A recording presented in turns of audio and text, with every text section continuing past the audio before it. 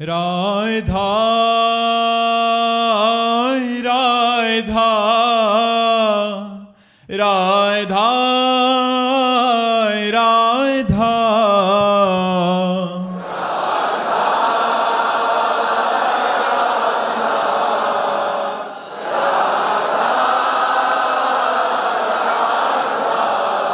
हाय राधा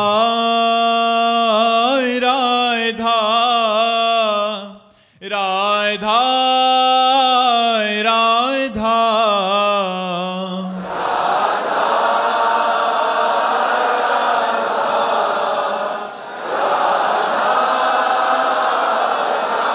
श्री राधा वल्लभ लाल की, समस्त संत हरि भक्तन की, श्री वृंदावन धाम की, श्री सद्गुरुदेव भगवान की।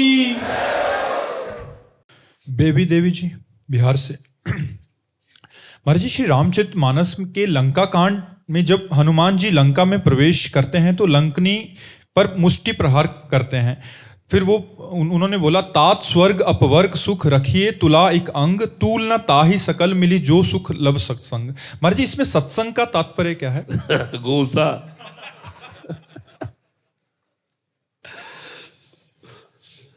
महान परम भागवत जिन कर कमल से भगवान श्री राम के चरण चापते हैं, हनुमान जी महाराज परम पवित्र बाल ब्रह्मचारी भगवत स्वरूप प्रेम में डूबे हुए, जिनके हृदय में सिया राम जी विराजमान है, जिनके कर कमल सदैव राम जी के चरणों का सेवन करते हैं, इनकी महिमा ब्रह्मा जी ने पहले बता रखी थी लंकिनी को।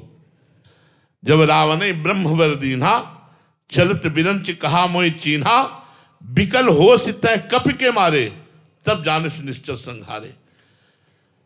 जब तू एक कप के प्रहार से मूर्छित होने लगे तो जान लेना महाभागवत हनुमान जी का साक्षात्कार हो गया और निश्चरों का विनाश निश्चित उसी दिन से शुरू हो जाएगा। तो लंकिनी ने कहा, तुम्हारे जैसे चोरों का आहार करना मेरा विषय है। कहाँ घुसा जा रहा चुपके से? बड़ी सूक्ष्म दृष्टि थी। यद्यपि अति लघु रूप धरे वो हनुमाना, पैठा नगर सुमिरी भगवाना। भगवान का सुमिरन करते हुए बहुत छोटा रूप धारण किया था, मतलब मच्छर से भी छोटा, अति सूक्ष्म। पर वो लंकिनी भी कोई साधारण थोड़ी थी। जो ब्रह्मा जी से बात किए हुए, ब्रह्मा जी की बात तो परम पवित्र थी। उसने दृष्टि डाली, देखा ये तो हनुमान जी महाराज जा रहे। रुको, तो हनुमान जी को कौन रोक सकता है? जिसे भगवान राम के अमोघ बाण को कोई रोक नहीं सकता, ऐसे हनुमान जी को कोई नहीं रोक सकता। मुठिका मार महाकप जनी, खून उगलती हुई गिर पड़ी, बोले तात मोर अति पुण्य बहुता।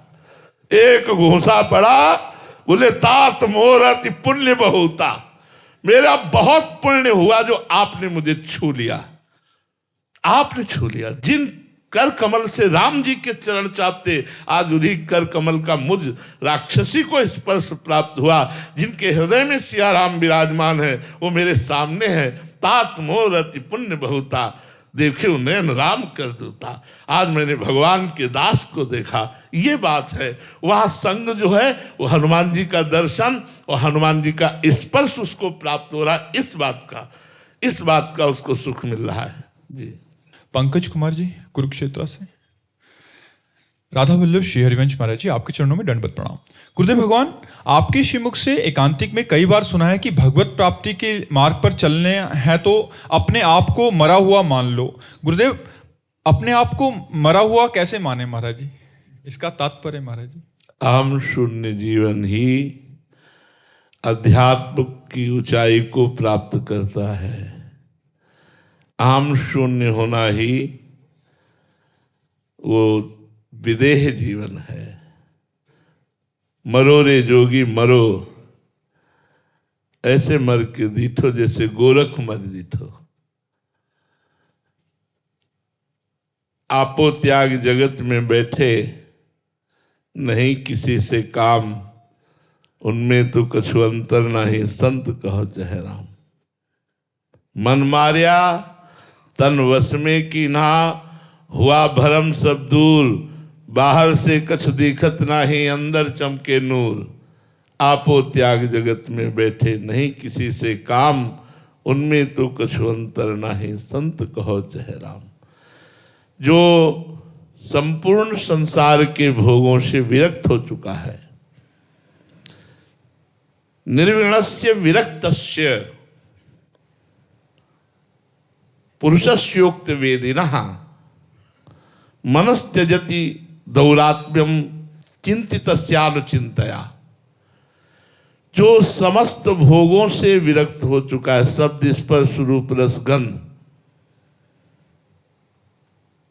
जिसने संसार के नानात्व का चिंतन त्याग दिया है, गुरुदेव, सदगुरुदेव, संतजन, शास्त्र, इनके उपदेशों को भली भांति हृदयंगम करके निश्चित कर लिया है कि आत्म स्वरूप ही सत्य है और ये तीनों देह और इनका विलास असत्य है, इसलिए वो असत्य से मन को हटाकर सत्य स्वरूप आत्मा स्वरूप श्री भगवान में या अपने आत्मा में स्थित कर दिया है। वो मरा हुआ पुरुष है, वो विदेह है, वो जीवन मुक्त है, वो अहम शून्य जीवन है। जब तक विषयों का चिंतन होता है, भोगों के भोगने में सुख है, तब तक ये जीवन नहीं। इस मार्ग में मरकर चला जाता है। नारायण अति कठिन है, हरि मिलन की बाट, या में पग पीछे धरे प्रथम शीश दे काट। शीश काटने का तात्पर्य अहम का नाश हो जाना। शास्त्र और गुरु की आज्ञा में अनुकूलता प्रतिकूलता, मान अपमान, सुख दुख, निंदा स्तुति, इसको समान सहते हुए चलना, यही है अमृतमय जीवन। मृत जीवन इधर तो अमृतमय जीवन इधर। मृत्युर्मा अमृतम गमय, असतो मां सदगमय, तमसो मां ज्योतिर्गमय। ये है, जब तक हमारा मन जिंदा है तो वो वासनाओं के खेल खेलने की इच्छा में हमें बांधता रहेगा। दुर्वासना मम सदा परिकर्षयन्ति, दुर्वासना सदैव हमें खींचती रहेगी। जब तक दुर्वासना के खेल खेलते रहेंगे तो उपासना परिपक्व नहीं होगी। वासनाएं नष्ट हुए बिना कोई उपासना की स्थिति नहीं प्राप्त करता, चाहे वो भगवत प्रेममयी उपासना हो, चाहे वो ज्ञानमयी उपासना हो, दोनों के द्वारा एक ही तत्व का अनुभव होता है।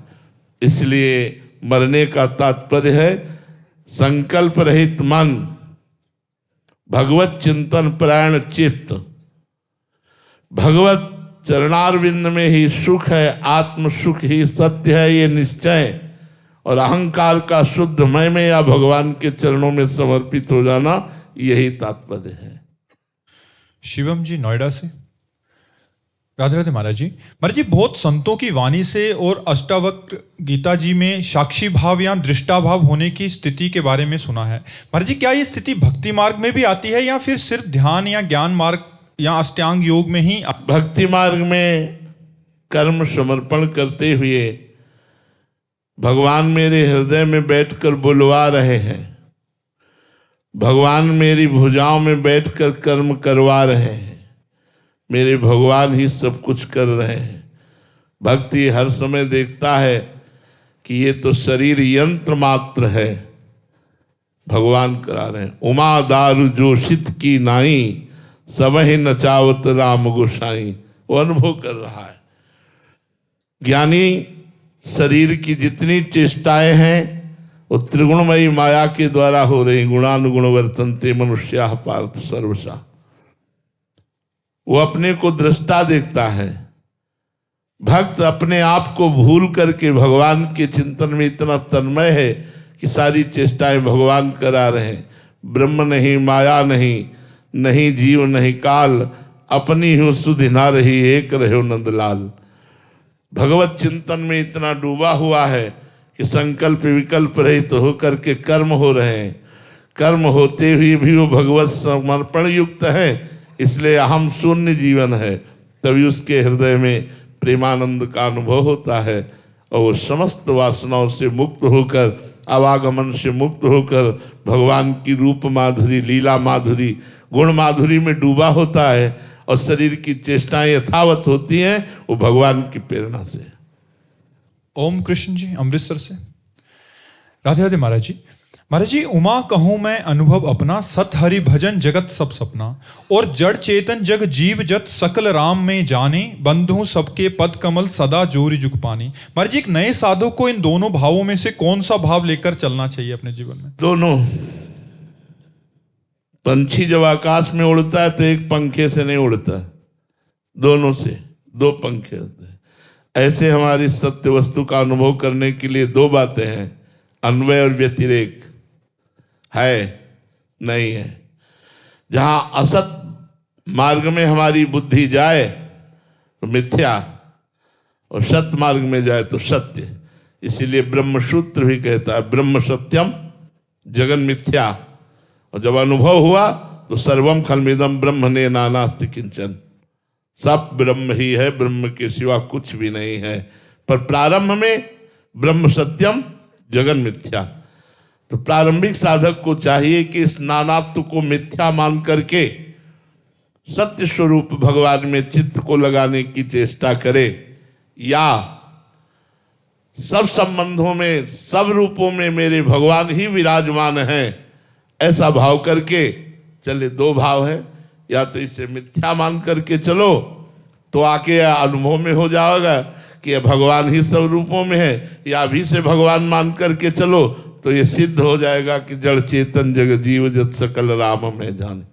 पर ये नानात्व मिथ्या है बच्चा, प्रतिक्षण नाश को प्राप्त हो रहा है, परिवर्तनशील है। सत्य परिवर्तनशील नहीं होता, एक रस होता है। और ये एक रस नहीं है, विषम है, ये द्वंद्व है। सुख दुख मान अपमान लाभ हानि जय पराजय जन्म मृत्यु, ये द्वंद्वमय है। जो एक है वो द्वंद्वातीत है, वो कालातीत है, वो त्रिगुणातीत है, वो चिदानंदमय है। वही आपका स्वरूप है। अगर ज्ञान मार्ग में देखो और भक्ति मार्ग में देखो तो वही आत्मस्वरूप भगवान है। इसलिए दोनों बातें समझनी होंगी, तभी ये बात समझ में आएगी। जितेंद्र कुमार जी जिंद हरियाणा से। राधे राधे महाराज जी। महाराज जी, आप कहते हो कि अहंकार को मिटा दो तभी ईश्वर की प्राप्ति होगी। जिस मैं को मिटाने की बात हो रही है वो तो अपने आप को बचाने के लिए आध्यात्मिक साधना करता है, तो अंत में जो मिटा उसे मिटाने वाला कौन था? क्या कहना चाहते हो? किसका प्रश्न है? गुरुजी, मेरा प्रश्न है कि मैं साधना करता हूँ अहंकार को मिटाने के लिए। अगर यही साधना मेरी अहंकार का कारण बन जाए, जैसे कि मैं बहुत बड़ा साधक बन गया। हाँ, ये दोष है, ये दोष है। ये दूसरों पर हे बुद्धि करके अपने में श्रेष्ठ बुद्धि लाएगा, जिसके कारण हमारा पतन हो जाएगा। हमें दूसरों में भगवत बुद्धि और अपना सुधि ही ना रहे। तभी तो कहा कि भक्त देखता है कि भगवान के द्वारा, जैसे आपका भजन बन रहा है तो आप कहोगे गुरुदेव की बड़ी कृपा, संतों की बड़ी कृपा, भगवान की बड़ी कृपा कि मेरा भजन बन रहा है।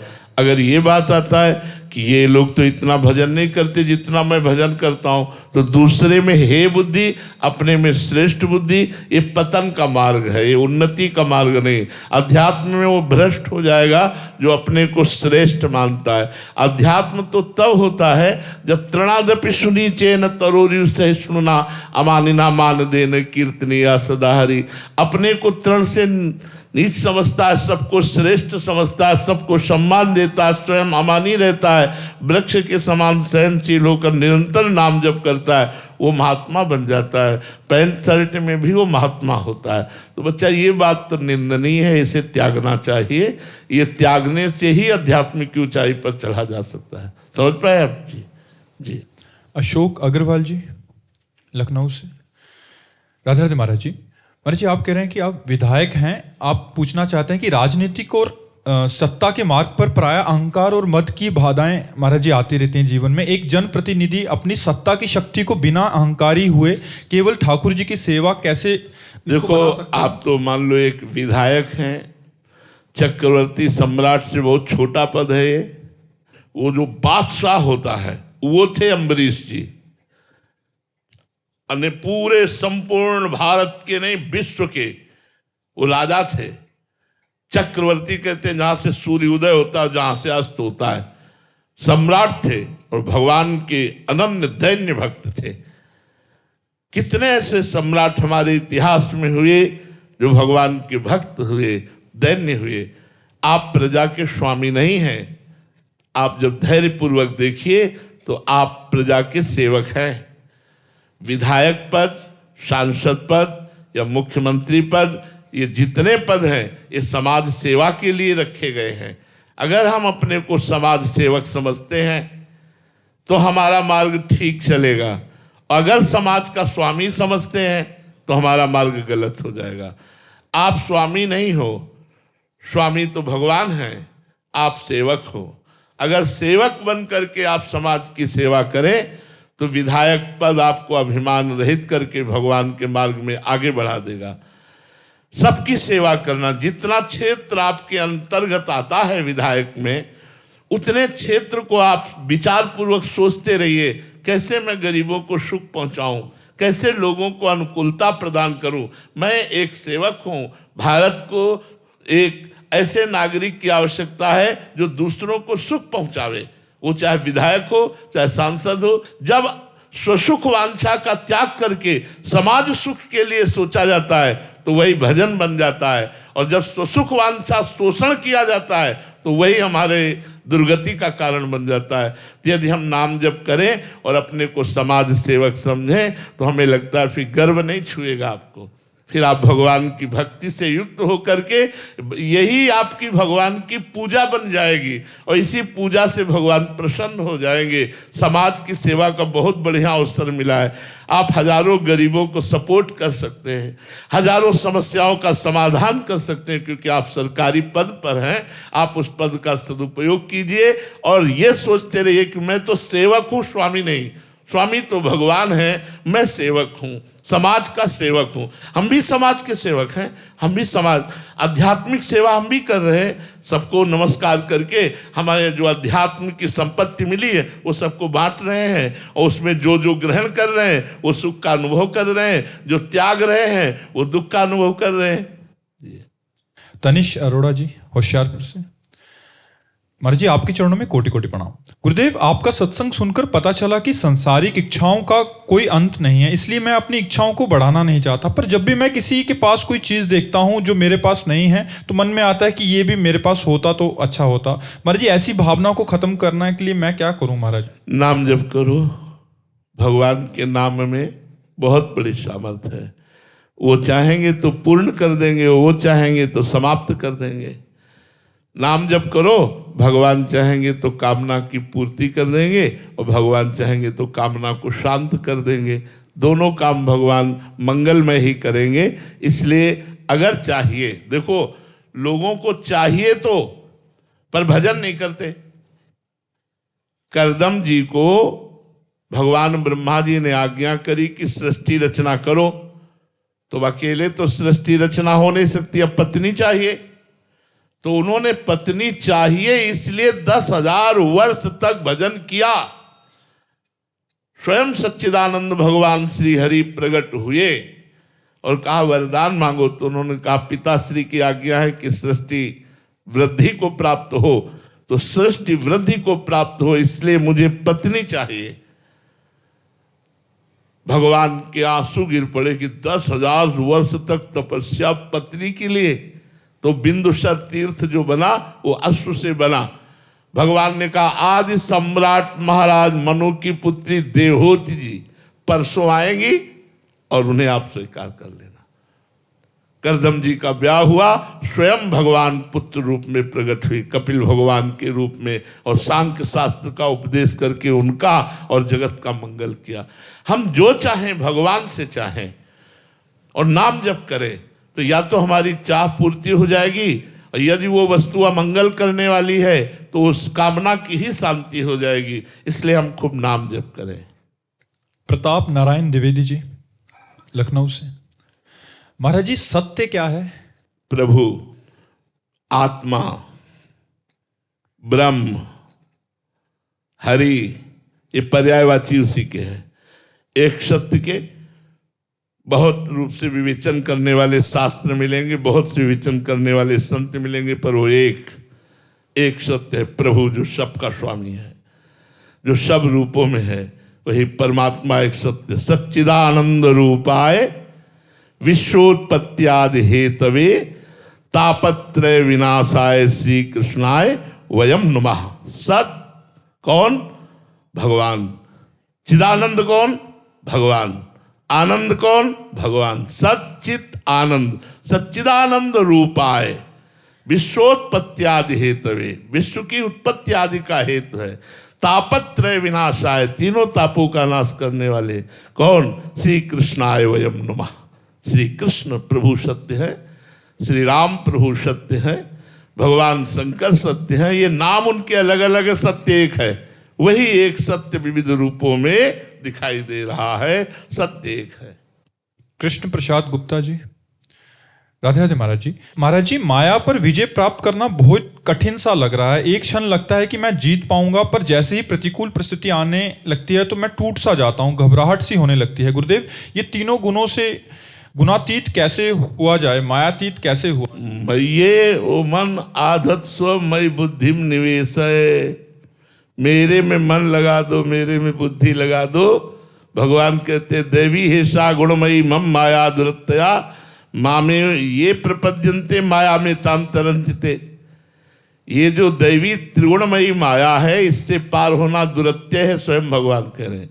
अगर इससे पार होना चाहते हो तो मेरे चरणों की शरण में आ जाओ, भगवान की शरण में होकर गीता जी का स्वाध्याय करो, श्रीमद् भागवत का स्वाध्याय करो, संतों का सत्संग करो, खूब मंत्र नाम जप करो। जो दुख सुख आवे भगवान का कृपा प्रसाद अनुभव करते उसे सह लो, देखो निकल जाओगे।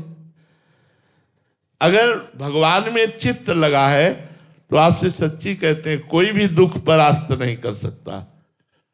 अगर भगवान में चित्त नहीं लगा है तो कोई भी सुख आपको शांति नहीं प्रदान कर सकता। भगवत विमुख को त्रिभुवन का राजा बना दिया जाए, सब भोग उसे एक साथ दे दिए जाए, तो भी वो कभी तृप्त व शांत नहीं हो सकता। और भगवत शरणागत, भगवत चिंतन करने वाले को एक साथ दुनिया के सारे दुख दे दिए जाए तो भी वह शांत नहीं हो सकता, क्योंकि भगवान आनंद समुद्र उसके हृदय में स्थित होकर के वो सामर्थ्य देते जिससे वो सब दुखों को भूल जाता है। इसलिए विश्वास करो, आप भगवान के नाम जप में बड़ी सामर्थ्य है, टूटो मत। देखो, ऐसा नहीं कि हम केवल प्रवचन कर रहे हों, कैसा दुखमय जीवन है, लेकिन आपसे सच्ची कहता हूं, मुझे एक मिनट भी कभी दुख का अनुभव नहीं होने देते प्रभु। हर समय हमारा हृदय आनंदित रहता है, हम प्रसन्न रहते हैं। आप इतने सुखी नहीं होंगे जितने हम सुखी हैं। क्यों?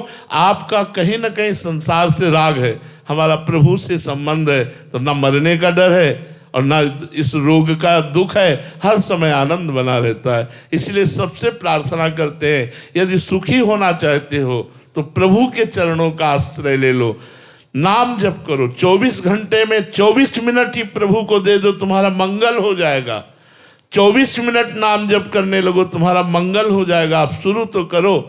अब आप शराब पिएंगे, मांस खाएंगे, गंदे आचरण करेंगे तो आप दुर्गति को प्राप्त होंगे, अशांति को प्राप्त होंगे, चिंता भय शोक ये आपको ग्रसित कर लेंगे, आप डिप्रेशन में चले जाएंगे, ओवर थिंकिंग इतनी बढ़ जाएगी कि आप शांत नहीं रह पाएंगे। इसलिए नाम जप करो, पवित्र भोजन करो, गंदे भोजन का त्याग करो, आप देखो शांति मिलने लगेगी, हृदय शांत हो जाएगा।